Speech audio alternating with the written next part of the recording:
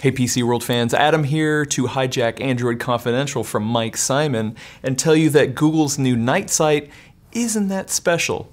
Let me explain. So first off, I do want to say that Night Sight is awesome, and under the right circumstances, it can take great photos. The promise of long exposure computational photography is something that should definitely be available in phones, so I'm not arguing that it shouldn't be there. I'm just here to tell you that it's not that special. So the first reason is that it's not new. The idea of long exposure photography has been around a while in smartphones, but the idea of long exposure computational photography, which Night Sight is also not new. Earlier this year, I covered that feature in Huawei's P20 Pro in Last Cam Standing, and we'll be covering it even further in Huawei's Mate 20 Pro in an upcoming episode of Last Cam Standing. But I can already hear a lot of you saying, oh sure, it's not the first, but it's the best.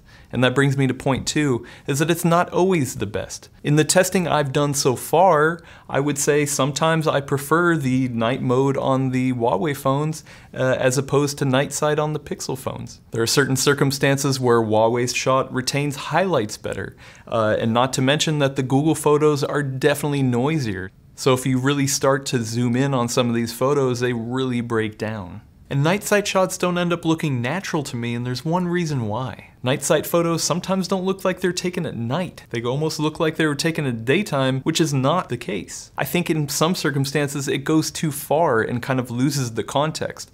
I want a better version of a dark photo, not a daylight version of a dark photo, if that makes sense. Which brings me to my last point, which is that it should really only be used under certain situations.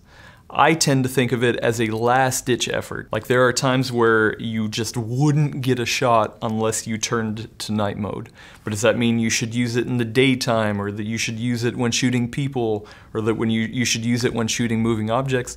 No, because it's not necessarily going to be a better photo. Do you really expect yourself to be at a bar with a bunch of friends and say, hold on, let me switch to night mode, which is a separate mode and takes time to go into, and then also say, now hold your pose for about 5 seconds, you know, so that we don't get a blurry photo. It's just not realistic. Maybe we'll get to a point where it's not a separate mode and it's just a choice that the Auto HDR makes within the normal mode, but we're not there yet. So it's something, like I said, that I think you should just rely on in extreme situations. But of course I want to hear what you think, and I will be doing further testing in the next episode of Last Cam Standing, so subscribe to check that out when it comes out.